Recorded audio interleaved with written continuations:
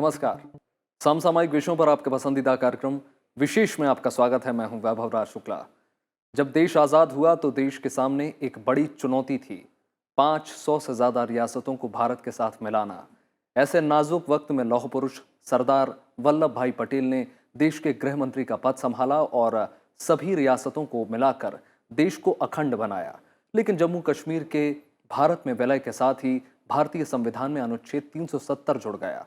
इसको लेकर हमेशा विवाद रहा। डॉक्टर श्यामा प्रसाद मुखर्जी जैसे नेताओं ने एक देश में दो विधान दो निशान के खिलाफ लड़ाई जारी रखी। वो कश्मीर के विशेषाधिकार पर पुरजोर विरोध करते रहे, पर आज़ादी के इतने साल बाद भी इस पर फैसला नहीं हो सका। पर जम्मू कश्मीर को लेकर 5 अगस्त को मोदी सरकार ने ऐतिहासिक फैसला लेते हुए राज्य से अनुच्छेद 370 को हटा दिया और अब दूसरे राज्यों की तरह ही कश्मीर में भी भारत का संविधान पूरी तरह से लागू होगा। आज विशेष में हम जम्मू कश्मीर की रियासत के इतिहास और स्वतंत्र भारत में इनकी विलय प्रक्रिया को समझेंगे। साथ ही हम जानेंगे आज़ादी के बाद कैसे अन्य देशीय रियासतों को भारत का अंग बनाया गया। तो आइए शुरू करते हैं आज का विशेष।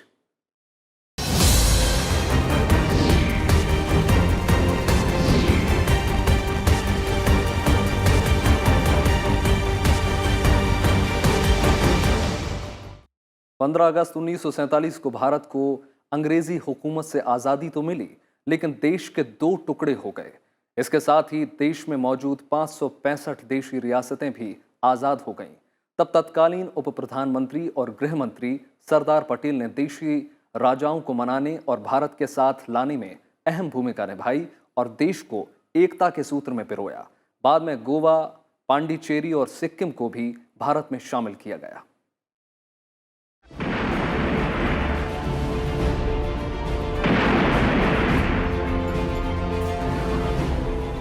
15 अगस्त 1947 को भारत अंग्रेजी शासन से मुक्त हुआ, लेकिन ये आजादी बिना शर्त नहीं मिली थी। देश को बंटवारे का जहर पीना पड़ा। 14 अगस्त 1947 को दुनिया के नक्शे पर एक नए देश पाकिस्तान का जन्म हुआ, लेकिन असली मसला देशी रियासतों का था। आजादी के समय देश में कुल 565 रियासतें थीं। माउंटबेटन प्लान के तहत राजा और रजवाड़ों को दोनों देशों में से किसी एक को चुनने या अलग रहने का विकल्प दिया गया। जो डायरेक्ट था अंग्रेज़ों के अंडर में, उन्होंने तो कहा भाई हम आपको हैंडओवर कर देंगे, कोई दिक्कत नहीं है। लेकिन जो जागीरें हैं, जो राजा महाराजा हैं, जो राज्य हैं, उनके साथ हमारी एक ये संधि है कि अगर हम जब देश छोड़ के जाएंगे तो उन्हें आज़ाद कर देंगे। तो हम उन्हें आपको हैंडओवर तो नहीं कर सकते, हम उन्हें आज़ाद करेंगे। तब कांग्रेस ने, स्पेशली सरदार पटेल वगैरह ने मिलके ये नीति बनाई कि हम अलग नहीं होने देंगे, राजाओं को हम मनाएंगे कि स्वतंत्र देश में एक बड़ा देश बन रहा है, उसका वो हिस्सा बने। तो इसलिए एक पूरा प्रारूप तैयार किया जिसके अंतर्गत क्या क्या कैसे कैसे चीज़ें होंगी, कैसे कैसे सभी लोग मिलकर एक राष्ट्र बनाएंगे। तत्कालीन गृह मंत्री सरदार पटेल ने स्पष्ट कर दिया था कि देशी राजाओं को अलग राज्य बनाने का सपना असंभव है और भारतीय गणतंत्र का हिस्सा बनने में ही उनकी भलाई है। 5 जुलाई 1947 को उन्होंने रियासतों के प्रति आजाद भारत सरकार की नीति को स्पष्ट करते हुए कहा कि रियासतों को 3 विषयों सुरक्षा, विदेश तथा संचार व्यवस्था के आधार पर भारतीय संघ में शामिल किया जाएगा। कई रियासतों ने भारत सरकार की बात मानी और 15 अगस्त आने से पहले ही विलय पत्र पर दस्तखत कर दिए। कुछ राजाओं ने थोड़ी नानुकर की, लेकिन कुछ विकल्प न होने पर विलय की बात माननी पड़ी। लेकिन तमाम कोशिशों के बावजूद हैदराबाद, जूनागढ़, भोपाल और कश्मीर भारत का हिस्सा बनने को तैयार न थे। जूनागढ़ ने पाकिस्तान में मिलने की कोशिश की, जबकि कश्मीर के महाराजा हरि सिंह ने अलग देश बने रहने का ऐलान किया। गांधी जी, सरदार पटेल, जवाहरलाल नेहरू, इन सब लोगों ने मिलकर इतने दृढ़ता और सुदृढ़ता से काम किया कि ज़्यादातर, कुछ को छोड़कर ज़्यादातर जो राज्य थे, जो महाराजा थे, राजा थे, रूलर्स थे, वो सब इस बात पर मान गए कि हम एक अखंड भारत का हिस्सा बनेंगे।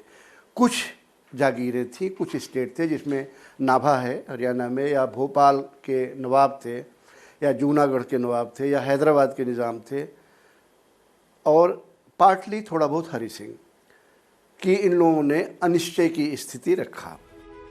5 सितंबर 1947 को जूनागढ़ के नवाब मोहम्मद महाबत खान जी ने पाकिस्तान के साथ विलय पत्र पर दस्तखत कर दिए।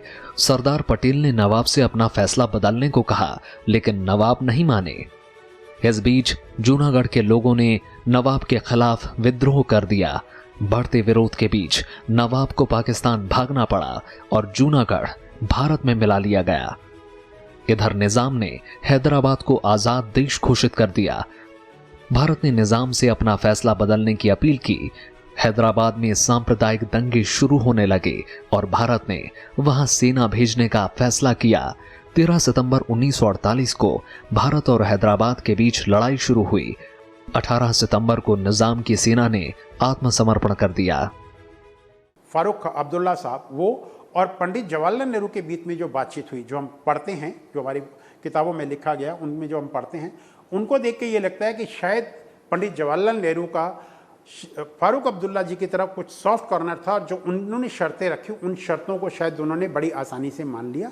लेकिन जब सरदार पटेल ने इसी तरह बाकी रियासतों में किया तो उन्होंने शायद उसको एक बड़े ठोस कदम लेकर के उनको अपनी शर्तों के हिसाब से, जिस तरह का विलय होना चाहिए था, बिना किसी स्पेशल स्टेटस की रिक्वेस्ट के उसको एग्री कर लिया, जो शायद पंडित नेहरू जो थे वो इसको लेकर के जम्मू एंड कश्मीर के लिए लागू नहीं करवा पाए। मार्च 1948 में नवाब हमीदुल्लाह ने भारत के स्वतंत्र रहने की घोषणा की और मई में एक मंत्रिमंडल घोषित कर दिया, लेकिन भोपाल की जनता ने इसका विरोध किया। 29 जनवरी 1949 को नवाब ने मंत्रिमंडल बर्खास्त कर दिया। भारत के दबाव और जनता के विरोध के बीच 30 अप्रैल 1949 को नवाब ने विलय पत्र पर दस्तखत कर दिए। 1 जून 1949 को भोपाल रियासत भारत का हिस्सा बन गई। इस तरह तमाम देशी रियासतें भारत का हिस्सा बन गईं। आजादी के बाद गोवा को भारत का हिस्सा बनने में 14 साल लग गए थे। 1947 में भारत को आजादी मिली, तब गोवा, दमन और दीव पर पुर्तगालियों का शासन था। साम्राज्यवाद व उपनिवेशवाद का विरोध स्वतंत्र भारत की प्रमुख नीति थी। भारत सरकार ने बातचीत की कई बार पेशकश की, लेकिन पुर्तगालियों ने इसे ठुकरा दिया। इसके बाद 19 दिसंबर 1961 को भारतीय सेना ने ऑपरेशन विजय अभियान से गोवा, दमन और दीव और पुर्तगालियों के शासन से मुक्त कराया था। 30 मई 1987 को गोवा को राज्य का दर्जा दे दिया गया, जबकि दमन और दीव केंद्र शासित प्रदेश बने रहे। वहीं पुदुचेरी यानी पांडिचेरी लगभग 300 सालों तक फ्रांसीसी उपनिवेशवाद रहा। आजादी के बाद इसके भारत में विलय की मांग तेज हो गई। 1954 में यहां व्यापक आंदोलन उठ खड़ा हुआ। आखिरकार नवंबर 1954 में फ्रांस ने पुदुचेरी को भारत को सौंप दिया। 1947 में सिक्किम में भारत के साथ विलय अस्वीकार कर दिया था और भारत सरकार ने सिक्किम को संरक्षित राज्य का दर्जा प्रदान किया। इसके तहत विदेशी राजनयिक संबंधी विषयों की जिम्मेदारी भारत ने संभाली। सिक्किम नेशनल कांग्रेस ने 1975 में भारतीय संसद से अनुरोध किया कि सिक्किम का भारत में विलय कर उसे भारतीय संसद में प्रतिनिधित्व प्रदान किया जाए। अप्रैल 1975 में भारतीय सेना सिक्किम में दाखिल हुई और राजमहल के पहरेदारों को काबू कर गंगटोक को अपने कब्जे में ले लिया। इसके बाद सिक्किम में जनमत संग्रह कराया गया।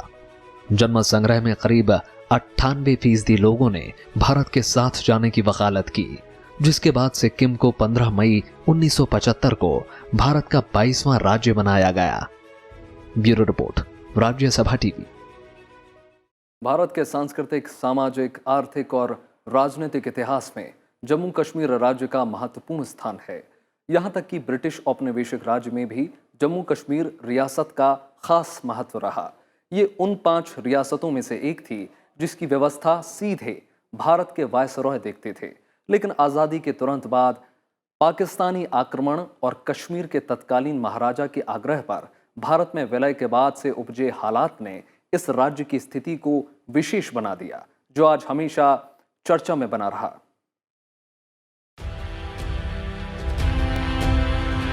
जून 1947 में जब भारतीय स्वतंत्रता अधिनियम 1947 पारित हुआ, तब ब्रिटिश भारत की रियासतें भी अंग्रेजों की गुलामी से आजाद हो गईं।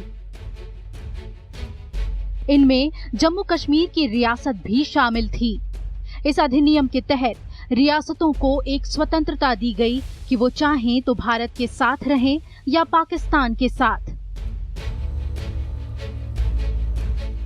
आजादी के वक्त कश्मीर के महाराज थे हरि सिंह।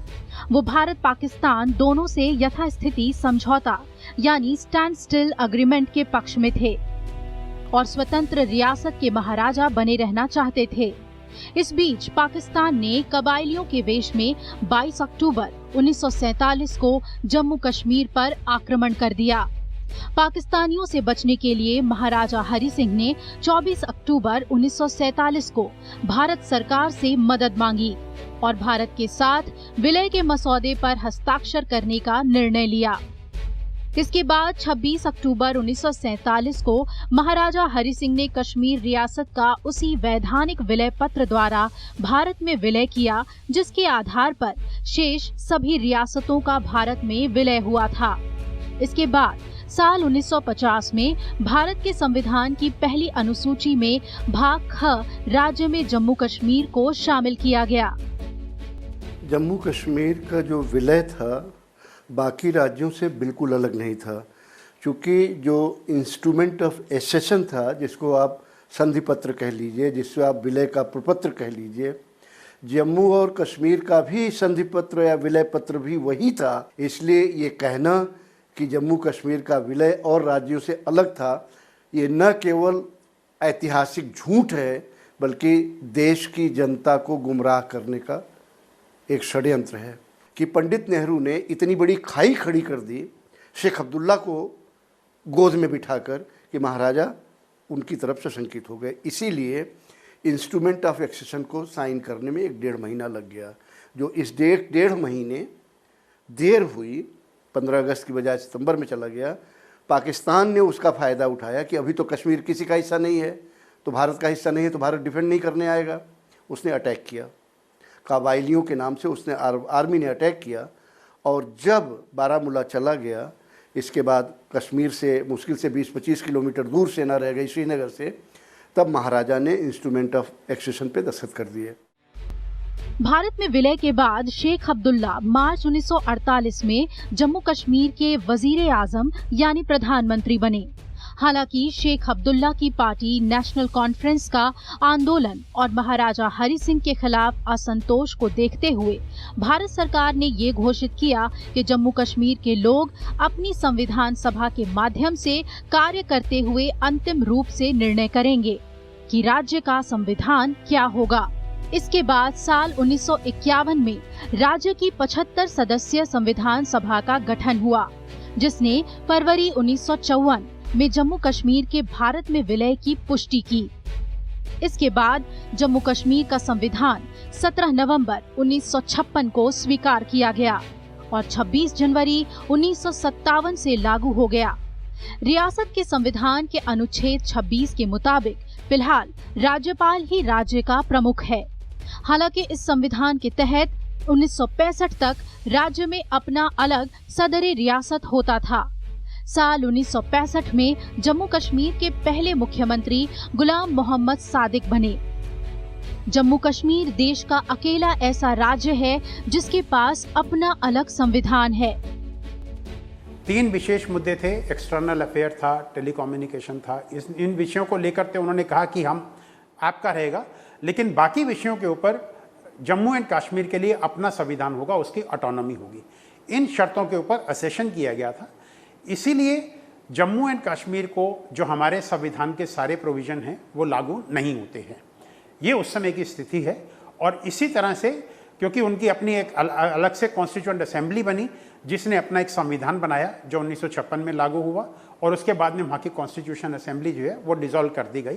और हमारा जो संविधान बना था, उस संविधान की जो कॉन्स्टिट्यूशन असेंबली थी उसमें भी जम्मू एंड कश्मीर के प्रतिनिधि थे। और जो 370 का प्रावधान डाला गया था ये उनकी सहमति से ही डाला गया था, जिसके अंदर इसको स्पेशल स्टेटस दिया गया कि अगर कोई पार्लियामेंट कानून बनाती है तो अगर जम्मू एंड कश्मीर की जो लेजिस्लेटिव असेंबली है वो उसके लिए समर्थन देती है तो ही वो जम्मू एंड कश्मीर में लागू होंगे, अदर नहीं तो जो पार्लियामेंट कानून बनाती है वो जम्मू एंड कश्मीर में लागू नहीं होंगे। जम्मू कश्मीर का भारत में विलय के साथ ही भारतीय संविधान में अनुच्छेद 370 जुड़ गया। अनुच्छेद 370 ए में प्रदत्त अधिकारों के अंतर्गत जम्मू कश्मीर की संविधान सभा के अनुमोदन के पश्चात नवंबर 1952 में भारत के राष्ट्रपति ने अनुच्छेद 370 के राज्य में लागू करने का आदेश दिया। वहीं मई 1954 को तत्कालीन राष्ट्रपति डॉक्टर राजेंद्र प्रसाद ने एक आदेश पारित किया। इस आदेश के जरिए भारत के संविधान में धारा 370 के साथ अनुच्छेद 35A को जोड़ा गया। अनुच्छेद 370 जम्मू कश्मीर को विशेषाधिकार देता था। इस अनुच्छेद के लागू होने के बाद केंद्र सरकार की शक्तियां जम्मू कश्मीर में सीमित हो गईं। इसके बाद से केंद्र सरकार जम्मू कश्मीर में केवल विदेश, संचार और सुरक्षा, जिसमें आंतरिक सुरक्षा भी शामिल है, विषयों पर कानून बनाने का अधिकार रखती है। इसके तहत केंद्रीय और समवर्ती सूची के शेष विषयों पर संसद द्वारा पारित कानून तभी लागू किए जा सकेंगे जब जम्मू कश्मीर विधानसभा की सहमति प्राप्त होने के बाद राष्ट्रपति आदेश पारित करेंगे। इसके अलावा अवशिष्ट शक्तियां भी जम्मू कश्मीर राज्य के पास ही निहित रहेंगी। पंडित नेहरू की जिद के कारण आर्टिकल 370 इंक्लूड हुआ। अब बाद में 35 से 1954 में एक बार पुनः पंडित नेहरू के आदेश पर कहें राष्ट्रपति ने वो दस्तखत कर दिए। तो 35A और 170, 35A तो बाद में आया, जवाहरलाल नेहरू, ये क्या अम्बेडकर कांग्रेस छोड़ चुके थे, सरदार पटेल दुनिया से जा चुके थे, तो मनमानी चलती थी। 170 आर्टिकल 370 टोटल नेहरू की देन है और किसी के बीच किसी तरह का मतभेद नहीं था। जम्मू कश्मीर में अनुच्छेद 370 की विशेष स्थिति को लेकर इसे समाप्त करने की मांग हमेशा से उठती रही थी। राष्ट्रपति रामनाथ कोविंद ने 5 अगस्त 2019 को जम्मू कश्मीर से अनुच्छेद 370 को खत्म करने का आदेश जारी कर दिया। इसके बाद सरकार ने जम्मू कश्मीर को 2 हिस्सों में बांटकर जम्मू कश्मीर और लद्दाख को केंद्र शासित प्रदेश बनाने का फैसला लिया। Bureau report, Rajya Sabha TV. Bharat की आज़ादी के बाद रियासतों के विलय में देश के सभी नेताओं ने काम करना शुरू कर दिया और उनको अखंड भारत के निर्माण में बड़ी सफलता भी मिली। लेकिन कश्मीर का विलय देश के बाकी रियासतों के विलय से बिल्कुल अलग था। जवाहरलाल नेहरू और वल्लभ भाई पटेल की सोच क्या इस विषय पर एक थी? राष्ट्रपिता महात्मा गांधी से लेकर श्यामा प्रसाद मुखर्जी के विचार कश्मीर पर अलग रहे। वहीं राम मनोहर लोहिया और पंडित दीनदयाल उपाध्याय भी 370 के मुखर विरोधी रहे। आइए अतीत के पन्ने पलटाते हैं और जानते हैं कि उस वक्त कश्मीर को लेकर देश के दिग्गज नेताओं के क्या विचार थे।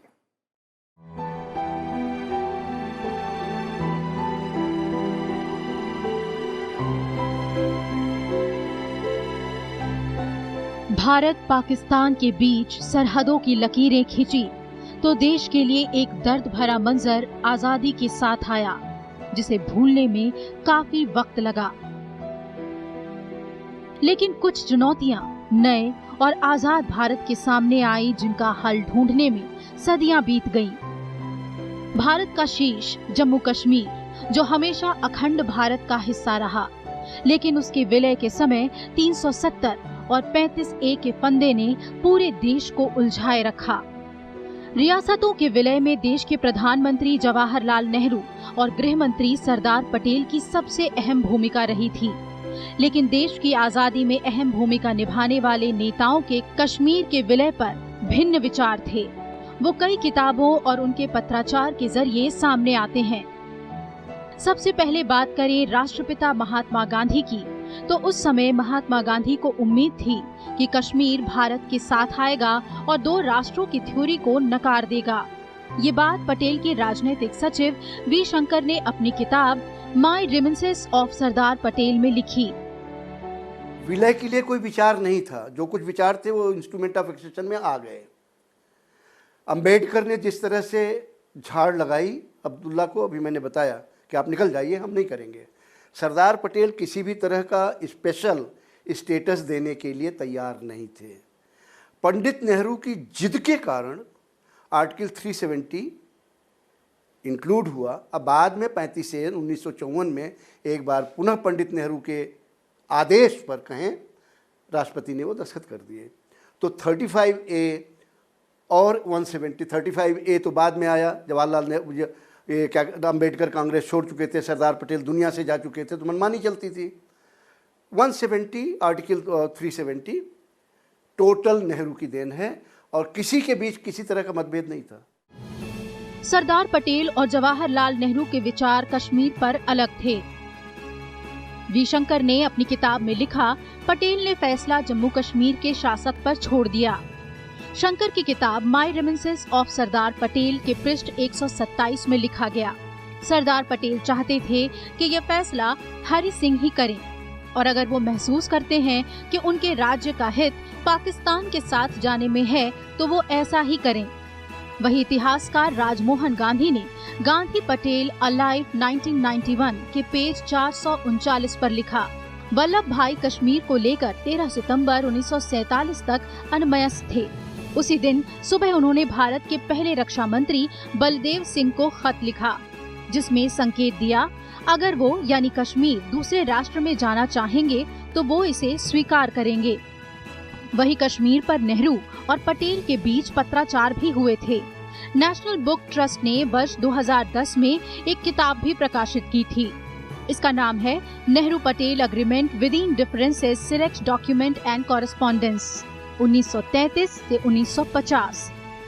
इसमें पटेल ने लिखा कि राजनीतिक आंदोलन को जहां तक संभव हो सांप्रदायिक सवालों से अलग रखना चाहिए, दोनों को साथ नहीं रखा जाना चाहिए। मैं समझता हूं कि पंडित जवाहरलाल नेहरू स्वयं इस कष्टप्रद सवाल के सम्मानीय निपटान के लिए शांति दूत के रूप में कश्मीर आ रहे हैं। वो भी एक हिंदू हैं, ऊपर से एक कश्मीरी हिंदू। वो हमारे सबसे बड़े देशभक्तों और आधुनिक भारत के महानतम नेताओं में से एक हैं। सभी इंसानों की तरह वो भी गलती कर सकते हैं और उसके लिए उत्तरदायी भी हैं, लेकिन उनके सभी काम सर्वोच्च देशभक्ति के विचारों से शासित होते हैं। आपको उनसे या उनके कार्यों से डरने की जरूरत नहीं है। हमें उम्मीद है कि कश्मीर में ये दुर्भाग्यपूर्ण मुसीबत जल्द खत्म हो जाएगी और इसके लिए कोई कड़वाहट नहीं होगी। जम्मू कश्मीर का भारत में विलय अनुच्छेद 370 के जरिए नेहरू की सबसे बड़ी भूल के तौर पर देखा गया, लेकिन कई इतिहासकार मानते हैं कि नेहरू 370 को स्थायी व्यवस्था नहीं मानते थे। 21 अगस्त 1962 को अनुच्छेद 370 के संबंध में पंडित प्रेमनाथ बजाज को पत्र का उत्तर देते हुए जवाहरलाल नेहरू ने लिखा था, वास्तविकता ये है कि संविधान में इस धारा के रहते हुए भी, जो कि जम्मू कश्मीर को एक विशेष दर्जा देती है, बहुत कुछ किया जा चुका है और जो कुछ थोड़ी बहुत बाधा है वो भी धीरे धीरे समाप्त हो जाएगी। सवाल भावुकता का अधिक है बजाय कुछ और होने के। कभी कभी भावना महत्वपूर्ण होती है, लेकिन हमें दोनों पक्षों को तौलना चाहिए और मैं सोचता हूँ कि वर्तमान में हमें इस संबंध में और कोई परिवर्तन नहीं करना चाहिए। जवाहरलाल नेहरू और पंडित प्रेमनाथ बजाज के बीच हुए इस पत्र व्यवहार का जिक्र जम्मू कश्मीर के पूर्व राज्यपाल जगमोहन ने अपनी किताब दहकते अंगारे में किया है। संविधान निर्माता और भारत के पहले कानून मंत्री बाबा साहेब भीमराव अंबेडकर अनुच्छेद 370 के धुर विरोधी थे। उन्होंने इसका मसौदा तैयार करने से इनकार कर दिया था। अंबेडकर के मना करने के बाद शेख अब्दुल्ला नेहरू के पास पहुंचे और प्रधानमंत्री के निर्देश पर गोपाल स्वामी अयंगर ने मसौदा तैयार किया था। अब्दुल्ला को अनुच्छेद 370 पर लिखे पत्र में अंबेडकर ने कहा था कि आप चाहते हैं कि भारत जम्मू कश्मीर की सीमा की रक्षा करे, यहाँ सड़कों का निर्माण करे, अनाज सप्लाई करे, साथ ही कश्मीर को भारत के समान अधिकार मिले, लेकिन आप चाहते हैं कि कश्मीर में भारत को सीमित शक्तियाँ मिले। ऐसा प्रस्ताव भारत के साथ विश्वासघात होगा, जिसे कानून मंत्री होने के नाते मैं कतई स्वीकार नहीं करूंगा। देखिए, विलय के ऊपर सरदार पटेल के विचारों के बारे में जितना भी हम पढ़ते हैं वो बहुत क्लियर था कि विलय जो होगा वो बिना किसी शर्त के होगा और उसके ऊपर उन्होंने जितना काम किया उसमें वो सक्सेसफुल भी रहे।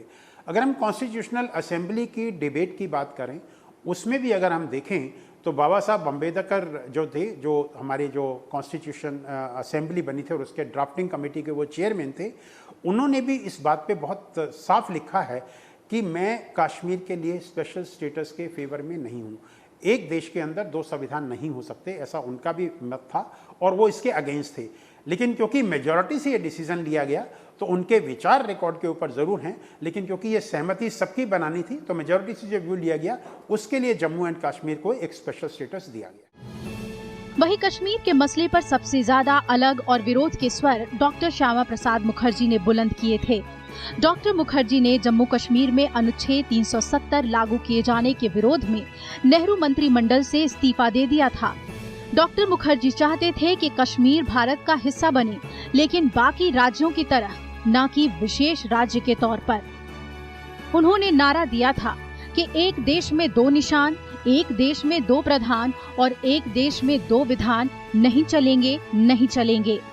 अगस्त 1952 में उन्होंने जम्मू में विशाल संकल्प रैली में कहा कि या तो मैं आपको भारतीय संविधान दिलाऊंगा या मेरे प्राणों का बलिदान दूंगा।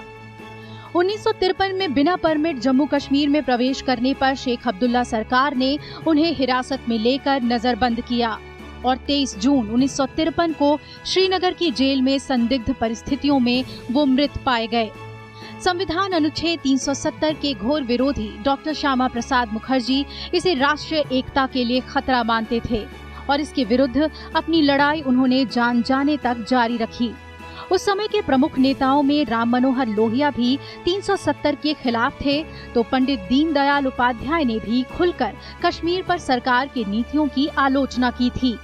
पांचजन्य में उन्होंने लिखा कि भारत ने एक संघीय संविधान स्वीकार किया है, किंतु कश्मीर को अलग संविधान की सुविधा देना स्वायत्तता नहीं बल्कि पृथकतावाद है। 5 अगस्त 2019 के बाद अनुच्छेद 370 और 35A इतिहास के पन्ने में दर्ज हो गए, जो हमेशा से देश के लिए एक चुनौती बने रहे, जिस पर देश को अलग अलग विचारधारा देखने को मिली। Bureau report, Rajya Sabha TV.